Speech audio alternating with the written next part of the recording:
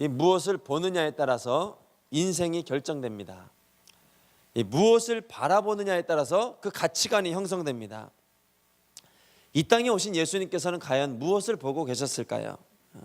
예수님께서는 무엇을 바라보면서 이 땅의 삶을 사셨을까요? 주님께서는 항상 아파하는 자들을 보셨습니다. 신음하는 자들을 보셨습니다.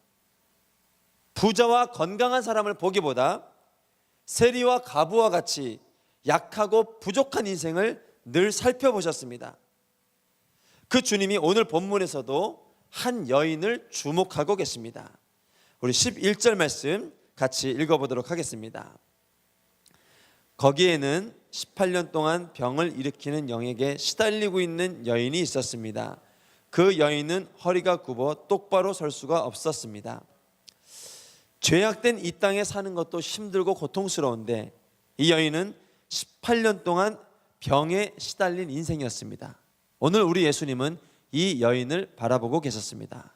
이 주님께서 오늘 연약한 여러분, 또 아픔 가운데 있는 여러분을 바라보고 계신 줄로 믿습니다. 예수님께서는 이 여인을 보시고 너무 마음이 아프셨습니다. 첫 번째, 죄악이 관영하고 있는 이 땅에 살고 있는 것이 안타까웠습니다. 비단 여인뿐만이 아닙니다. 모든 인생을 보면서 주님은 불쌍히 여기셨습니다. 아픔이 있고 고통이 있고 수고와 슬픔이 가득한 이 땅에 살고 있다는 것 자체가 어쩌면 또 다른 고통입니다. 하나님께서는 우리를 보시면서 그를 불쌍히 여기시는 마음이 있으셨습니다. 다른 복음서에서 예수님께서 이 땅에 있는 무리를 보시면서 이렇게 말씀하신 적이 있습니다. 마태복음 9장 36절 말씀입니다. 예수께서 무리를 보시고 그들을 불쌍히 여기셨습니다. 그들이 목자 없는 양처럼 시달리고 방황하고 있었기 때문입니다. 이것이 예수님이 이 땅을 살고 있는 우리를 향해서 보시는 마음입니다. 목자 없는 양처럼 유리방황하고 아파하고 신음하고 있는 인생 때문에 우리 주님은 마음 아프셨습니다. 측은지심이 일어나셨습니다. 그런데 우리 주님께서 이 여인을 주목하고 있는 이유는 한 가지가 더 있었습니다. 그것은 무엇인가? 남들에게 없는 또 다른 고통이 한 가지 있었습니다. 바로 18년 동안 병을 일으키는 영에게 시달리고 있었습니다. 우리 11절 말씀을 다시 한번 읽어보겠습니다. 거기에는 18년 동안 병을 일으키는 영에게 시달리고 있는 여인이 있었습니다. 그 여인은 말씀드린 대로 이 땅에 사는 것만도 고통스러워 보입니다. 왜냐하면 이 땅에는 다툼이 있습니다. 분쟁이 있습니다. 또 밟고 밟히는 역사가 있습니다. 그러한 땅 가운데 살고 있다는 자체도 고통스러운데 거기에 특별히 이 여인은 그녀를 괴롭히는 한 가지 영이 더 있었습니다. 그러니 주님께서는 이 인생을 보시면서 너무 안타까운 겁니다. 그런데 그 여인을 괴롭히고 있는 것이 무엇인가? 오늘 본문을 보니 허리가 굽어서 똑바로 설 수 없게 만드는 병이었습니다. 특별히 오늘 본문에서는 이 여인이 가진 질병의 이유가 병을 일으키는 나쁜 영이었다고 설명을 하고 있습니다. 원인이 있는 질병이었습니다. 귀신 때문에 생기는 질병이었습니다. 이 병의 특징을 개역 개정 성경에서는 좀 더 구체적으로 이렇게 설명을 하고 있습니다. 18해 동안이나 귀신 들려 앓으며 꼬부라져 조금도 펴지 못하는 한 여자가 있더라. 어떤 특징이라고 얘기합니까? 꼬부라져서 펴지 못하는 질병 가운데 시달리고 있었다고 합니다. 여러분, 허리는 펴져야 되는 겁니다. 근데 그 펴져야 될 허리를 꼬부라지게 만듭니다. 또 다리는 똑바로 걸어야 되는 인생입니다. 그런데 똑바로 걷지 못하는 인생으로 만들고 있는 거예요. 하나님께서 여인에게 창조하셨던 오리지널 디자인은 원래 다른 모습이었습니다. 그런데 어둠이, 악한 영이 자꾸 그 모습대로 살지 못하도록 악한 영이 장난을 치고 있었습니다. 괴롭히고 있었습니다. 그것도 얼마나 오랫동안? 18년 동안 괴롭히고 있었습니다. 특별히 오늘 이 본문을 읽는 우리들은 단순히 육체의 건강, 육체의 질병으로만 생각하지 말고 이 세상 사람들을 미혹하게 하고 거짓말하게 하는 이 어둠의 생각, 즉 정신, 생각, 사상으로까지 한번 해석해 보시길 바랍니다. 우리의 정신을 꼬부라지게 만드는 것, 우리의 정신을 펴지 못하게 하는 이 땅의 모든 정사와 권세들, 이것이 이 땅에 만연하고 있는 어둠의 역사라는 거예요. 여러분, 이 꼬불꼬불 길을 가본 경험이 있습니까? 바로 가면 금방 갈 수 있는 길인데 얼마나 그 길을 돌아가게 만드는지 에너지가 낭비되고요, 시간도 낭비가 됩니다. 때로는요, 사단이 사람들의 인생을 꼬부라지게 만듭니다. 펴지 못하게 만듭니다. 굽게 만듭니다. 똑바로 걸어가지 못하게 만듭니다. 우리의 생각, 우리의 사고, 우리의 사상, 우리의 모든 것들을. 창세기에 나오는 요셉과 그의 형들의 인생이 그러했습니다. 요셉과 그의 형들 사이에 이 미움이라는 게 자리 잡기 시작했습니다. 상처라는 게 자리 잡기 시작했습니다. 증오라는 것이 자리 잡기 시작했습니다. 그러면서 이 어둠이 요셉의 인생을 굽어지게 만듭니다. 그 젊은 나이에 노예로 팔려가게 만듭니다. 억울하게 옥살이하게 만듭니다. 형들과의 관계에 자리 잡은 이 미움이라는 것, 이 불신이라는 것, 이 증오라는 것이 요셉의 인생을 꼬부라뜨린 거예요. 그러면 형들은 어떻습니까? 형들은 펴졌습니까? 아닙니다. 형들의 인생 가지고도 마찬가지로 이 미움 때문에 꼬부라졌습니다. 눈에 가시 같은 동생이 사라졌습니다. 그러나 여전히 그들의 인생은 죄책감에 시달리고 있었습니다. 얼마나 오랫동안 이 죄의 무게를 가지고 살았는지 나중에 후일에 요셉과 다시 만나게 되었을 때도 그 죄책감에 시달려 있는 형들의 모습을 보게 됩니다. 아버지의 사랑을 한 몸에 받고 있는 이 요셉 때문에 피해자로 살고 있을 때도 형들의 인생은 꼬부라져 있었어요. 그러나 이제는 동생을 팔아버린 가해자로 사는 것도 꼬부라진 인생이에요. 야곱의 가정을 꼬부라지게 만드는 어둠과 사단이 있었습니다. 오늘 본문의 여주인공은 어떻습니까? 마찬가지였습니다. 사단은 그의 인생을 꼬부라지게 했습니다. 펴지 못하게 했습니다. 그의 인생이 활짝 펴지 못하도록 자꾸 굽게 만들었습니다. 우리 11절 말씀 다시 한번 읽어보도록 하겠습니다. 시작.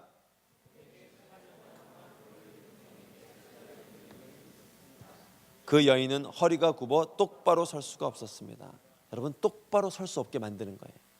어둠이 그의 인생이 똑바로 설 수 없도록 만드는 거예요. 제가 이 운동을 하고 있는데요. 이 작년 10월부터 이제 이 운동을 하고 있습니다. 어떤 운동인가? 이 스쿼트 운동을 하고 있습니다. 스쿼트. 일명 꿀벅지 강화 훈련입니다. 그런데 여러분, 이것이 이 헬스 운동의 3대 운동입니다. 아는 분들은 아시죠? 3대 운동이 뭡니까? 벤치프레스, 그 다음에 데드리프트라는 게 있습니다. 데드리프트. 이거는 데드리프트, 죽은 시체 들어올리는 거를 비유해서 만든 운동인데, 역기를 들고 숙여서 이렇게 올리는 단계까지 올리는 게 이게 데드리프트예요. 여기서 이렇게 올리는 단계까지. 그리고 마지막 세 번째가 스쿼트 운동입니다. 한번 보여드립니까? 굉장히 흉합니다. 흉해요. 이렇게 딱 여기를 잡고요, 엉덩이를 쏙 빼야 됩니다. 그래서 보여드릴 수는 없습니다. 그리고 앉았다 일어났다 하는 거예요. 근데 이게 허벅지 강화 훈련이에요. 허벅지 강화 훈련. 물론 뱃살에도 큰 도움이 있습니다.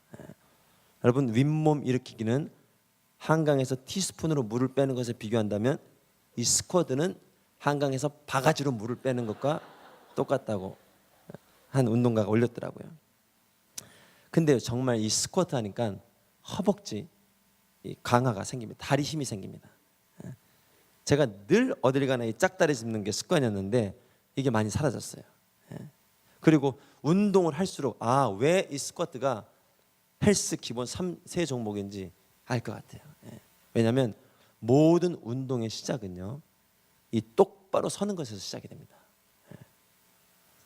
그게 운동의 기초예요, 기초.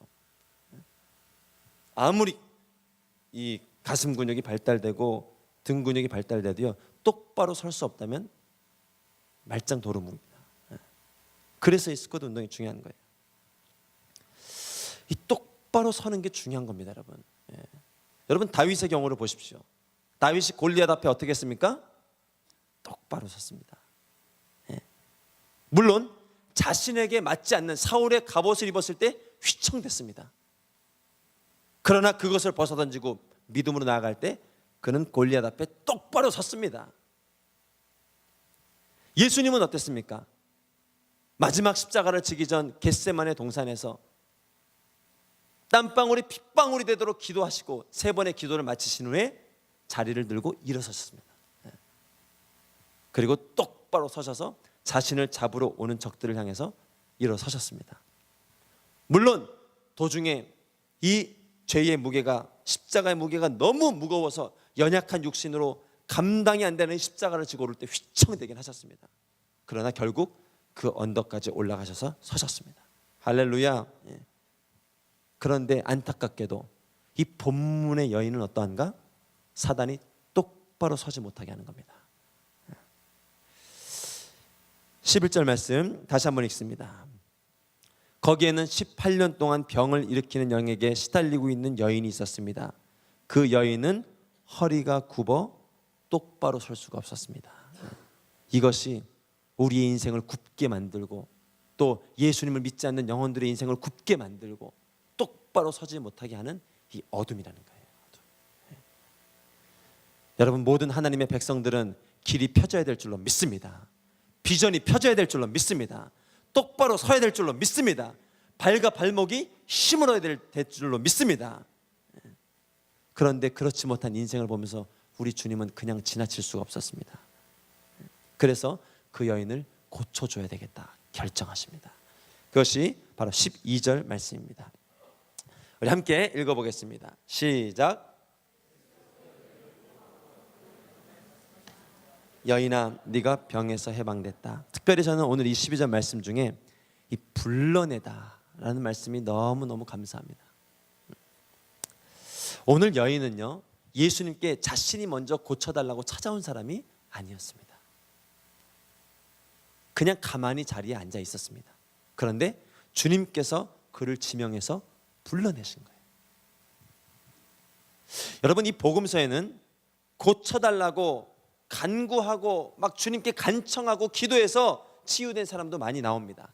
그러나 별 기대 없이 그냥 앉아 있었는데 주님께서 그를 불쌍히 여기시고 별 기대 없이 살고 있었는데 주님께서 그의 인생을 주목하여 보시고 찾아오셔서 치유하신 역사가 많이 나옵니다. 키가 작은 삭개오를 만지시고 회복시킨 것도 바로 그러했습니다. 그는 무리 중에 한 사람으로 그냥 그 자리에 있었을 뿐입니다. 다른 사람처럼 그 자리에 있었을 뿐입니다. 지나가는 예수님께 손을 들거나 소리 지른 것도 아니었습니다. 그러나 예수님께서 그를 불러내셨죠. 삭개오야, 삭개오야, 내가 오늘 너의 집에 거해야 되겠다. 할렐루야. 주님이 찾아오신 거예요. 이게 오늘 본문의 여인이 경험한 하나님의 역사였습니다.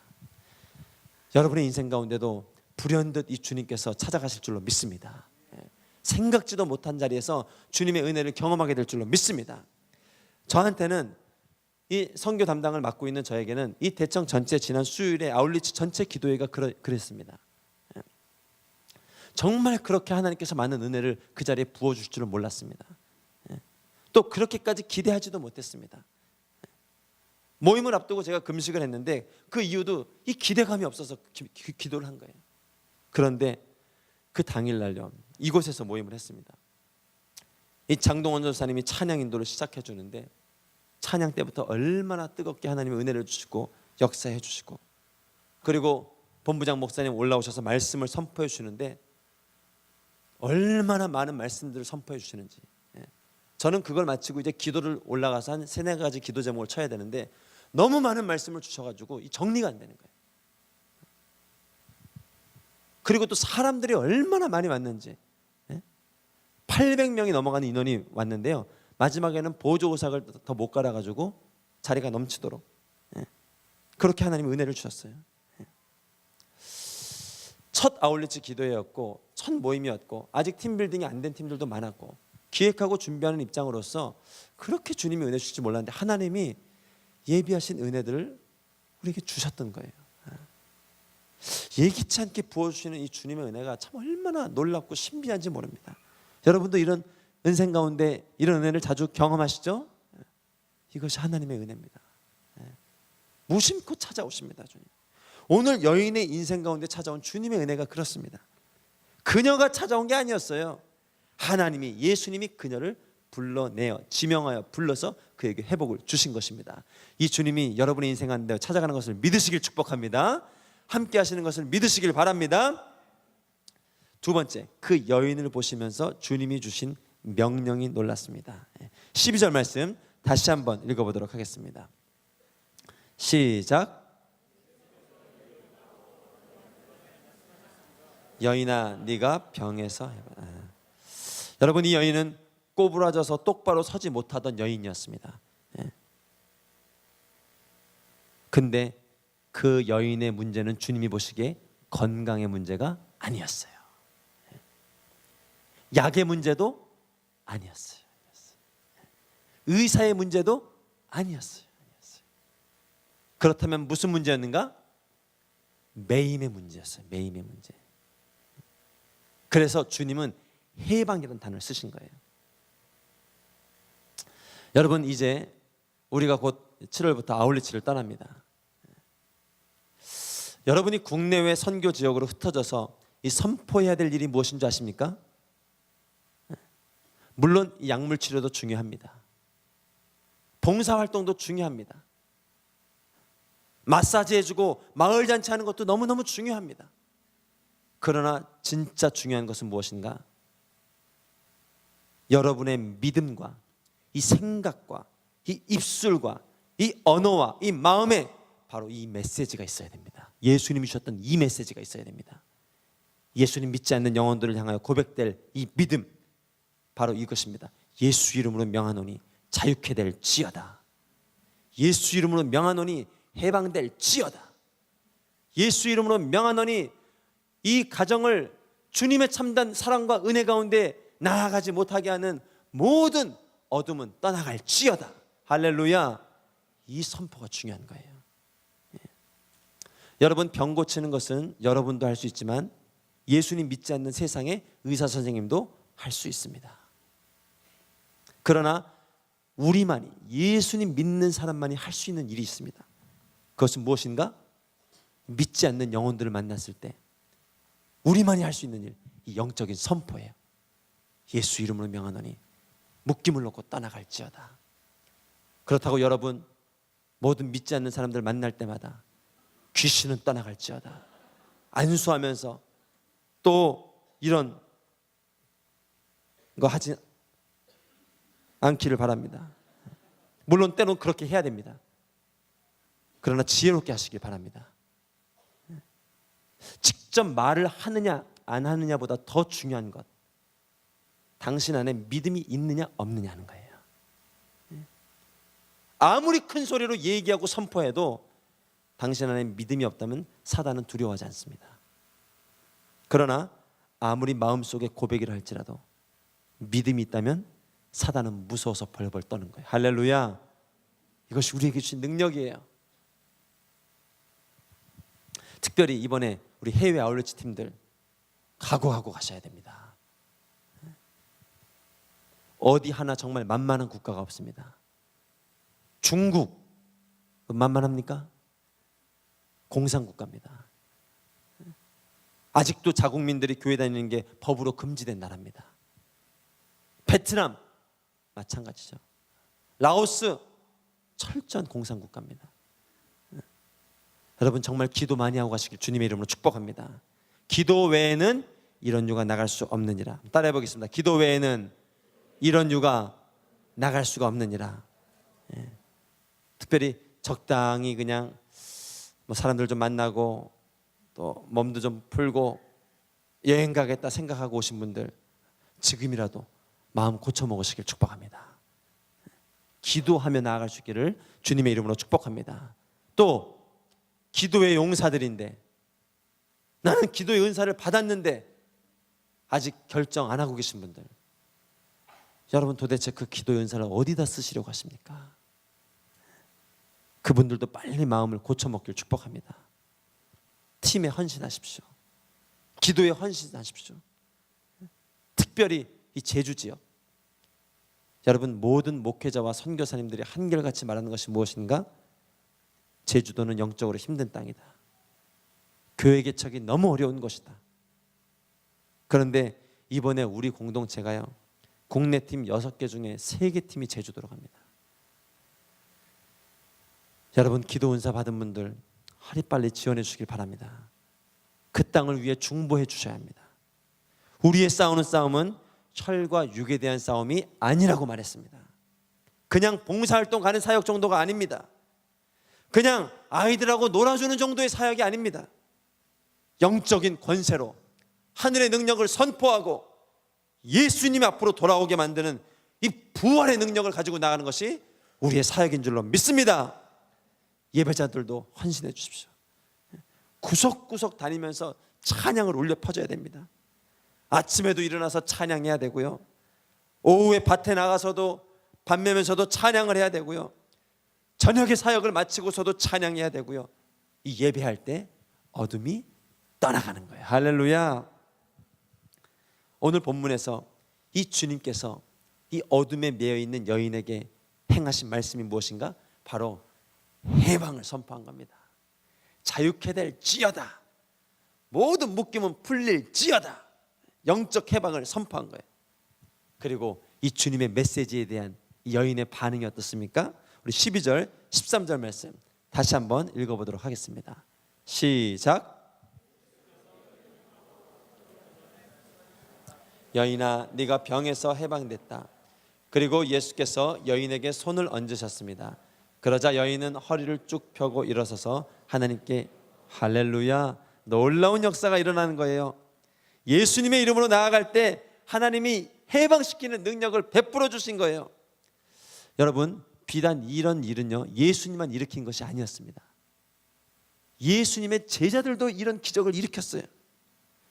예수님께서 살아생전에 70명의 무리들, 제자들을 파송한 적이 있어요. 너희들 나가서 선교 좀 하고 와라, 너희들 나가서 아울리치 좀 갔다 와라 하고 보낸 적이 있어요. 그때 예수의 이름을 나아갔던, 예수의 이름을 붙잡고 나아갔던 그들을 통해서 일어나는 역사가 어떤 줄 아세요? 누가복음 10장 17절로 19절의 말씀에 보면 이 아울리치를 다녀온 제자들이 이렇게 고백을 합니다. 함께 읽어보겠습니다. 시작. 70명이 기쁨에 넘쳐 돌아와 말했습니다. 주여, 주의 이름을 대니 귀신들도 우리에게 복종합니다. 예수께서 말씀하셨습니다. 사탄이 하늘에서 번개처럼 떨어지는 것을 내가 보았다. 보라, 내가 너희에게 뱀과 전갈을 밟고 원수의 모든 능력을 이길 권세를 주었으니 그 어떤 것도 너희를. 할렐루야. 오늘 이러한 기적이 예수의 이름으로 나아가는 여러분의 발걸음 가운데 있는 줄로 믿습니다. 또한 여러분의 직장 가운데 있는 줄로 믿습니다. 믿지 않는 여러분의 가정 가운데 일어나는 줄로 믿습니다. 여러분의 사역 가운데 일어나는 줄로 믿습니다. 이것이 예수 이름으로 선포할 때 주신 능력이에요. 그런데 저는 이 기적을 마무리하면서 이 사역에 있어서 오늘 이 예수님의 이야기에 있어서 가장 중요한 것을 한 가지 언급하고자 합니다. 어쩌면 그것이 오늘 본문의 핵심입니다. 오늘 본문에서 집중하고 있는 마음은 무엇인가? 사랑하는 아들아, 너의 그러한 사역의 동기가 무엇이냐? 여러분, 여인의 매임을 풀어주고 있는 이 예수님의 행동에 있었던 마음이 무엇인가? 여인을 측은히 여기는 마음이었습니다. 긍휼히 여기는 마음이었습니다. 그 마음이 기적을 낳게 만든 거예요. 따라해 보겠습니다. 예수님은 여인을 불쌍히 여기셨습니다. 예수님은 여인을 긍휼히 여기셨습니다. 여러분, 예수님은요 18년이나 고통당한 이 여인의 아픔을 읽었습니다. 외로움을 읽었습니다. 고통을 읽었습니다. 심지어 안식일이기 때문에 병을 치유해서는 안 된다는 이 종교 지도자들을 향해서 타는 듯한 분노가 일어났습니다.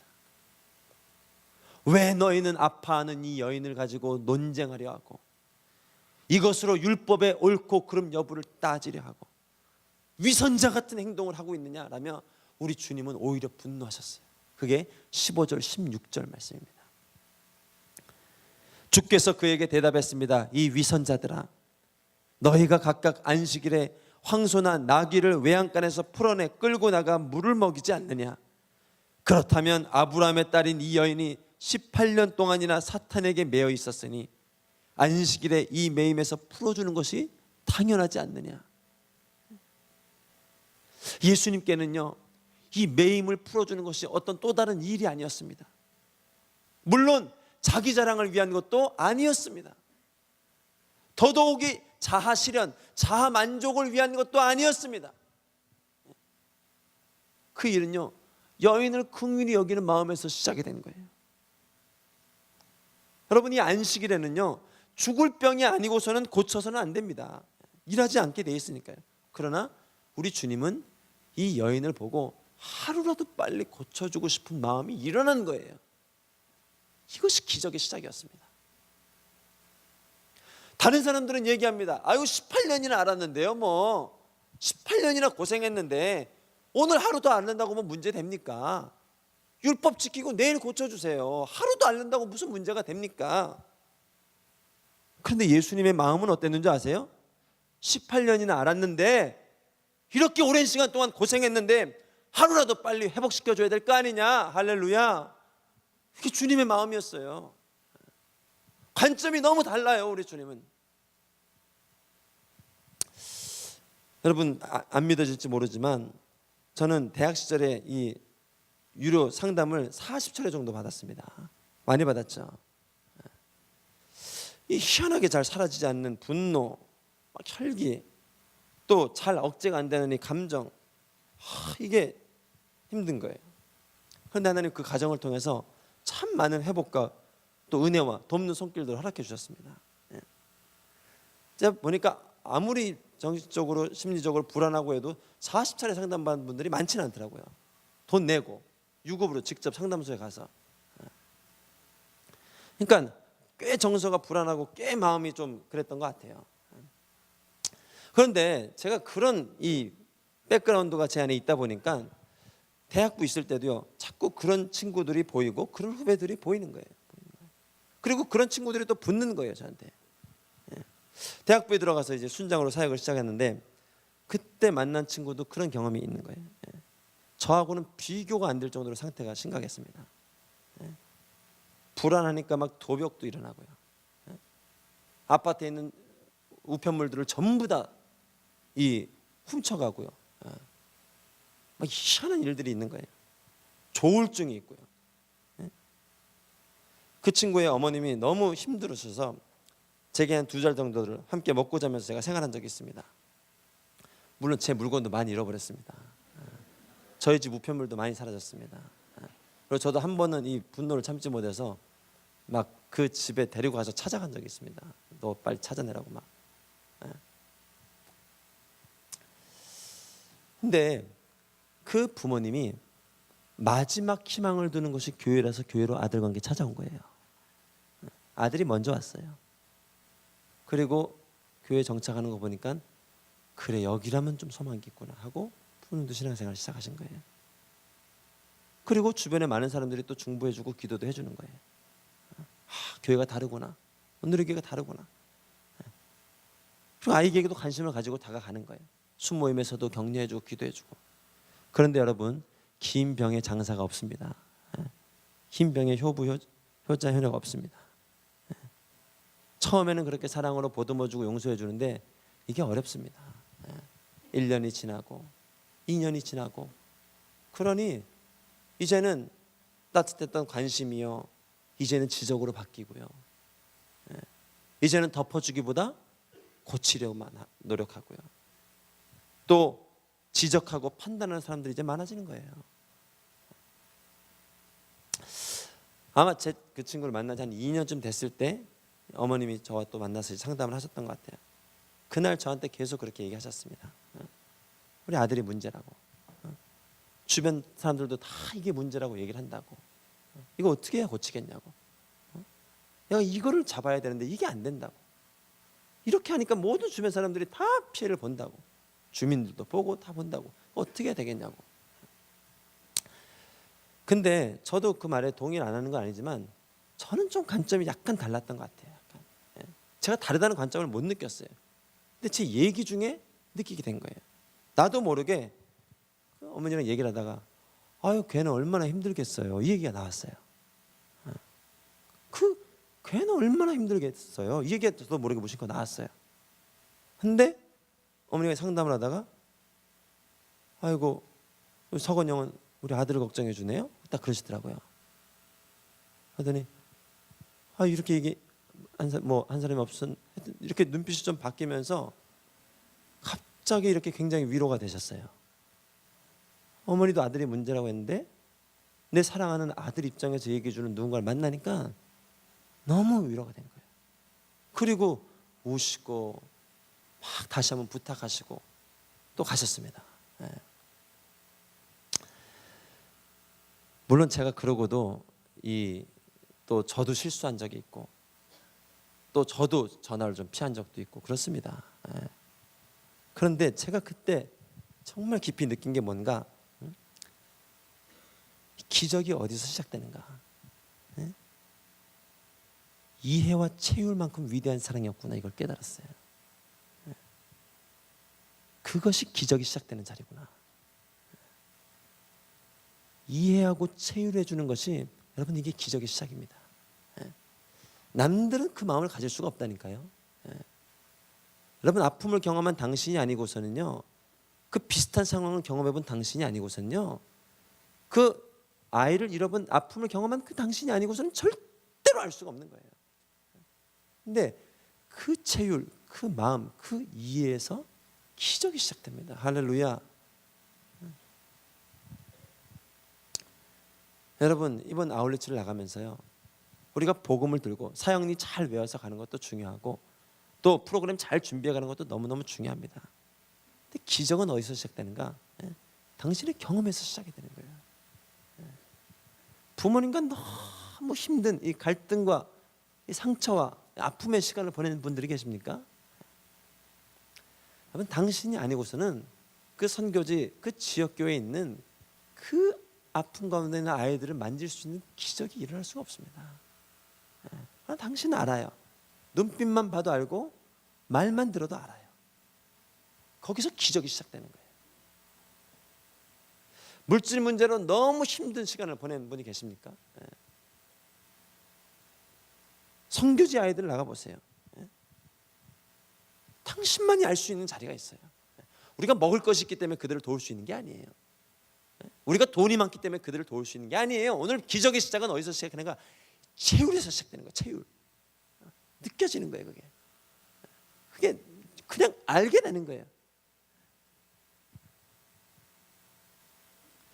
여러분 세상 가운데 나아갈 때도 우리한테 필요한 마음이 무엇인가? 바로 주님에게 있었던 이 마음이에요. 여러분 이 신입사원 시절 동안 너무 힘들고 밤마다 와서 내가 여기 계속 다녀야 되나 말아야 되나, 또 위에 있는 상사들 생각하면서 막 분노가 올라오고요. 그런 어려운 시즌을 보냈던 분들, 여러분 반드시 여러분 뒤로 들어온 이 신입사원들을 위해서 중보해야 됩니다. 왜냐하면 여러분은 그걸 알 수 있거든요. 기적은 거기서 시작되거든요. 그 체휼, 그 이해, 그 마음의 동의에서 기적이 시작되는 거거든요. 우리가 정말 세상 가운데 나갈 때 바로 이 마음이 필요합니다. 잃어버린 영혼을 향한 이 아버지의 마음, 눈물, 그렇지 않고서는 기적이 일어날 수가 없습니다. 사랑이 없으면요, 제 아무리 멋진 연주를 하고 제 아무리 멋진 가르침을 줘도 안식일에 회당에서 아주 화려한 가르침을 베풀어도 울리는 꽹과리에 불과한다고 고린도전서는 얘기하고 있어요. 너의 마음에 눈물이 없으면 제 아무리 멋진 봉사를 하고 남들이 아무리 보기에 좋은 퍼포먼스를 해도 나는 아무것도 아닙니다 라고 고린도전서는 얘기하고 있는 거예요. 여러분, 오늘 종교 지도자들은 18년이나 아파한 여인인데 굳이 안식일 어기고 오늘 고칠 이유가 무엇입니까? 하루도 아파한다고 달라질 게 뭐 있습니까? 라고 얘기하는 거예요. 그러나 우리 예수님은 전혀 다릅니다. 18년이나 아파왔는데, 이렇게 오랫동안 고통 가운데 있었는데 하루라도 빨리 풀어줘야 될 거 아니냐. 안식일 율법 지키고 안 지키는 게 문제냐? 이게 지금 문제가 아닌데 하루라도 빨리 이 여인을 고쳐줘야 될 거 아니냐. 주님의 그 마음에서 기적이 시작된 거예요. 할렐루야. 거기서 회복이 시작된 거예요. 거기서 치유가 시작된 거예요. 결국에 그 여인은 회복을 경험하고 하나님께 영광을 올려드리죠. 12절 13절 말씀 같이 한번 읽어보도록 하겠습니다. 시작.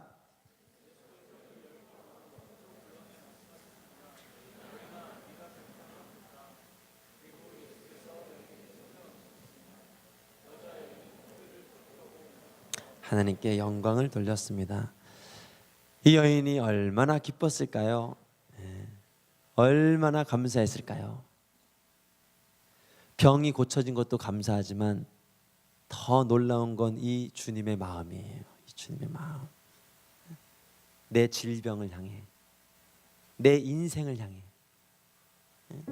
다른 사람처럼 쳐다보지 않고, 다른 모든 외식한 사람처럼요 이성적 잣대를 가지고 판단하지 않고 긍휼히 여겨주시고 아껴주시고 다가오시는 그 주님의 마음이 확인된 게 이 여인에게는 기적이에요. 기적. 이것이 바로 주님의 사랑인 줄로 믿습니다. 이것이 여러분의 인생을 찾아가시는 우리 주님의 마음입니다. 이 마음을 누리고 이 마음으로 주님을 찬양하고 이 마음으로 주님을 예배하고, 특별히 이 여름에 여러분 열방으로 나아가는 우리 200여 명의 청년들 이 마음으로 나아갈 수 있길 바랍니다. 그리고 이 마음이 없는 분들은 주님께 이 눈물을 달라고 기도하세요. 하나님 아버지, 주님의 이 마음을 부어주셔서 이 마음 붙잡고 이 눈물 붙잡고 무엇을 하느냐가 중요한 게 아니라 무슨 마음을 가지고 있느냐가 중요한 거예요. 주님, 우리 팀 가운데 정말 이 마음을 잃어버린 영혼을 향해서 30년 동안 예수님 안 믿었는데 올 한 해 안 믿는다고 뭐 달라지겠어, 괜찮지 뭐 아니라 주님의 은혜를 주시면 하루라도 빨리 만나야 될 거 아니냐, 하루라도 빨리 주님을 알아야 될 거 아니냐, 이런 마음이 주님께서 저 여러분에게 부어주시길 축복합니다.